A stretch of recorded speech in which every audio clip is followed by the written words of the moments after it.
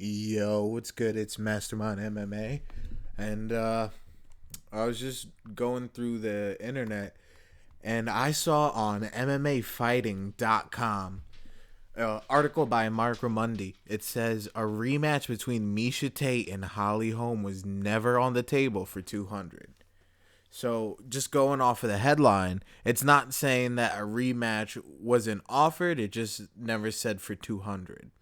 So it says, according to Tate's manager, Josh Jones, there was nothing on the table for 200. So it was announced on Wednesday that she's fighting Amanda Nunes at 200 for Vegas. And Tate beat Holm, and a fight with Holly Holm was never discussed when we met with UFC. That's what Jones said. We all agreed that Misha should fight the best available, and at this time it's Amanda Nunes, who is currently on a 3-fight win streak, end quote. So, and Holm's manager, Lenny Fresquez, who quite frankly, Dana White and him don't get along, at least on a business sense. And Dana White took the opportunity to really kick them while they were down, including Holly Holm.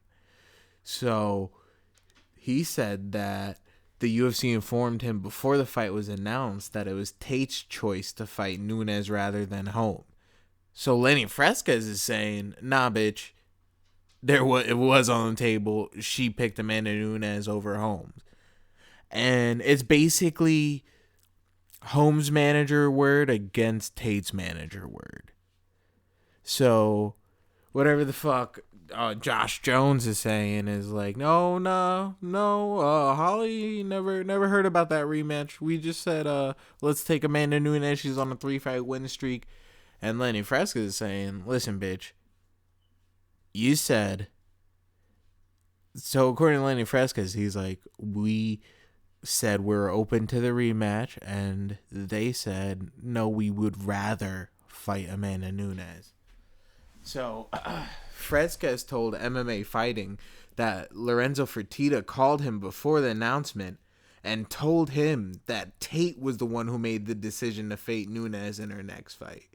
Now, this is Lenny Fresquez saying Lorenzo Fertitta, the billionaire owner of Zuffa, said this to him personally. So, I mean, if you're at odds with Dana White, I know Dana White and the Fertitta brothers are like best friends and they're like brothers and shit like that. But when it comes to the business aspect, you don't know how a relationship with Dana affects your relationship with Lorenzo or Frank. So, for Lenny Fresquez to go out on a limb and talk about, yo, nah, Lorenzo himself told me this. I don't see Josh Jones saying anything that willing to put his chips in that much, to quote a Fertitta brother, or even Dana for that matter. And they said this is coming from Misha Tate now. They thought that Amanda was the next best girl in line, Tate told Junkie. They were like, look, you just beat Holly, you finished her. They didn't feel that it was necessary to have an immediate rematch. It didn't warrant an immediate rematch. It wasn't one of those performances or such a crazy fight that we gotta have an immediate rematch. Well, that's definitely a very subjective way to look at it, especially if your subjective perspective is that of the person who pulled off the upset and is now the champion. But me as a fan, me liking Holly, but really, I mean, I would have loved to see Holly fucking defend that belt, and I would like to see you guys run that back, but I have respect for Misha. But when there's two opposing viewpoints, and one person is willing to bring another high value person into it, which is easily verifiable, while Misha is using very general terms such as they didn't feel that it was necessary. They thought that Amanda was the next best girl in line. And her statements sound more like quotes mixed in with her own opinions of whoever they is. But Lenny Fresquez said Lorenzo Fertitta. I don't know Lenny Fresquez. I don't know his character. I don't know how he is, but I don't think you would lie on a Fertitta brother. So apparently Fresquez even went as far to say that he appreciated Fertitta breaking the news to him personally. And then he even goes as far to say, I take Lorenzo at his word, Fresquez said. This is what Tate wanted to do. He even said she wants the best fighters, but apparently she doesn't, he said. She's definitely not cut from the same cloth as Holly. Now, I mean, you gotta kind of, I appreciate where you're coming from, Lenny, but you gotta kind of like chill out a little because she did beat Holly. Holly never tasted defeat in mixed martial arts, and Misha gave that to her.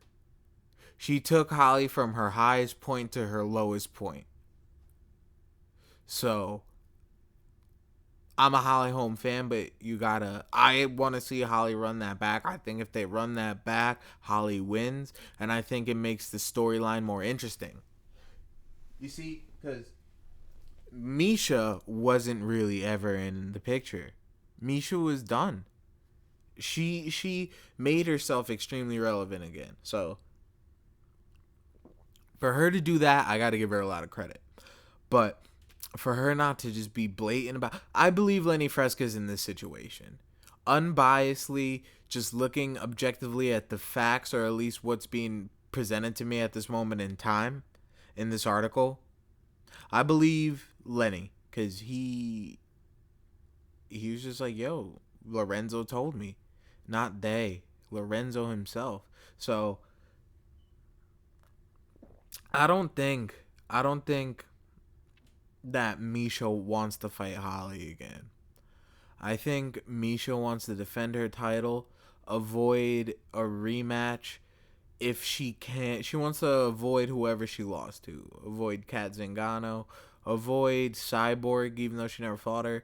Just avoid as many people as she can and kind of fight the remaining contenders, the people who are in the lower tier of the top 10, but they still have a large potential to enter the top 5 and be the top fighters of the division.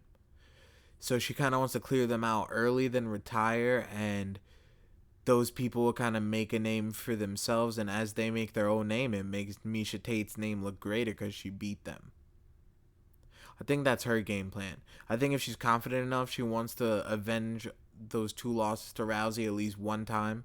To say she beat Ronda Rousey. If she beats Ronda Rousey, at least that one time, she beat Holly Holm and she beat Ronda. That puts her pound for pound, man. Arguably. I'm not saying that's what I think, but she's making a case. But where I lose respect is when you aren't open about it. I'd rather you just be honest. Like, look, Holly was a tough fight. I think that, maybe if it went to decision, it would warrant it. But I pulled off the finish. And I want to defend my belt against someone else. I've had a lot of rematches in my career, yada, yada, yada. You could even go in that. But the fact that you're not being honest, the fact that you're trying to make it seem like it's the UFC brass and like kind of the general consensus that you finished Holly and it's time to move on. Because me as a fight fan, as a UFC fan, as a mixed martial arts fan, I think you guys need to run that back, because within that fight there's a lot left unsaid, and with a quick adjustment to rear naked choke defense, or if Holly just commits a lot of time to jiu-jitsu, and at the camp she's at, with BJ Penn at that camp now, with John Jones bringing in a new jiu-jitsu team, that's at Holly Holm's disposal. So if she really, and I'm sure Holly Holm's committing, because that was what her weak point that got exposed. So, you know what? This is just a headline I saw, and I think that I believe Lenny Fresquez. I think Misha Tate wants to. She she has a better chance of defending against Amanda, so that's what she's gonna go to. She's definitely more seasoned than Amanda from what I know. And I think she's just trying to defend that belt until Ronda gets back and kind of go out on a high note. Honestly, I think Misha kind of I like Misha enough that I wouldn't be mad at her going out on a high note. I'd just rather her be honest about her wanting to go out on a high note. But you know what? It is whatever she wants it to be at this point because she is the champ.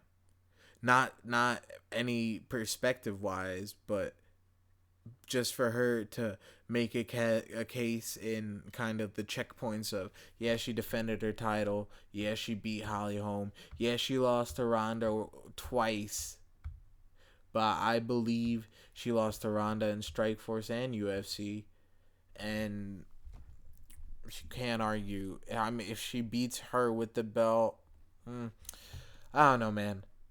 I'm not too invested in it that much, but I definitely want to see Holm get that belt back. And just to touch on it, just to touch on that this real quick, Dana White said when Holly Holm lost that, oh, she ruined the rematch with Rousey. She ruined the biggest fight in the promotion's history. Dana White, you said to yourself, if the promotion doesn't make this rematch, they should lose their promoting license.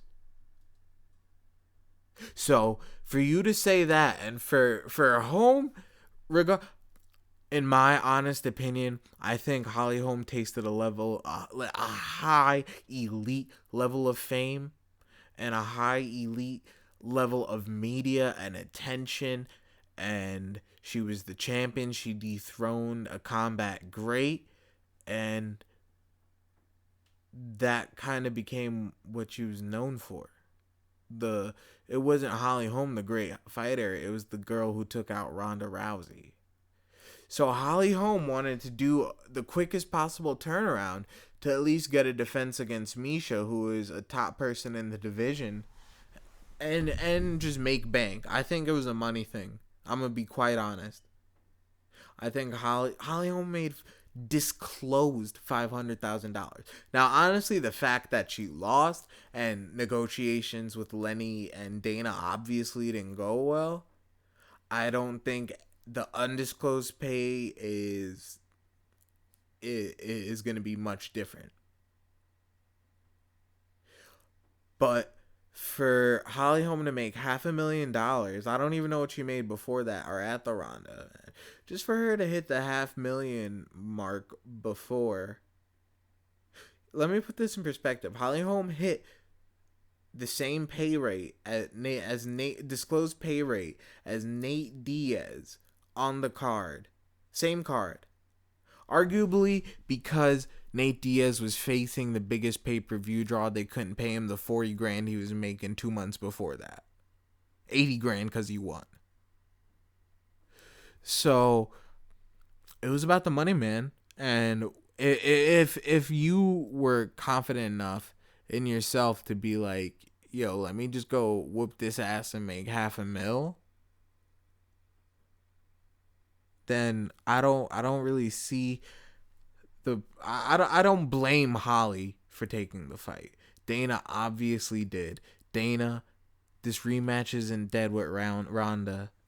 I think if Ronda comes back, she doesn't get that automatic title shot. I think she needs to defend, or she needs to avenge that match with Holly, regardless of who has the belt. If Holly has the belt by that time, cool. Let Ronda get that title shot. But Ronda needs to get past Holly again. Considering Ronda went from the Besh Koheha fucking knockout to getting her mate, I saw her, I was there, and I saw her face get kicked out on the land down under. Got her fucking face kicked off after going in on Holly on Instagram for no reason. And look at how that played out against her. Bitches on YouTube now talking about she could bite apples, trying to win the public back. No offense to Ronda. But it is what it is, especially when you're on such a high level of such an elite sport, in such a militant in nature sport, and you're just playing that character to the fullest extent. When you lose, bitch, people are gonna have shit to say, male or female. Look at Cock McGagger. He was so arrogant. I bet you before that fight, if you asked him, do you think you could beat Fabricio Verdum, he would say yes. I think he feels the same way now, but he's too afraid to say it. The whole thing about Conor was the Mystic Mac appeal. That's gone. If he avenges to Nate, so what? Which I don't see happening. The fact that Nate Diaz hit Conor McGregor with that 1-2 and Conor's knees buckled, and that was the beginning of the end. It was going to be a knockout. The finish was inevitable, knockout or submission or TKO. Because if Nate wanted to, he could have stayed on Conor's back and started raining shots until the ref stepped in. But Nate's a high-level Gracie Jiu-Jitsu guy. You can't take the back or give your back up to Nate and not expect an attempt to be thrown. Respect to Conor for throwing up that X guard when he got taken down in the reversal. But the thing about the X guard is you're open to punches in the face. And that's why it's not thrown a lot in pure MMA. I mean, it's thrown a lot in pure jiu-jitsu, not in MMA. So, yeah, that was good, but, like, I think Nate knew he could have knocked him out, but I think Nate knows that every loss Conor McGregor had is by submission, and that's his weak point, and that's the crescendo note he wanted to put on it. You already know it's Mastermind MMA.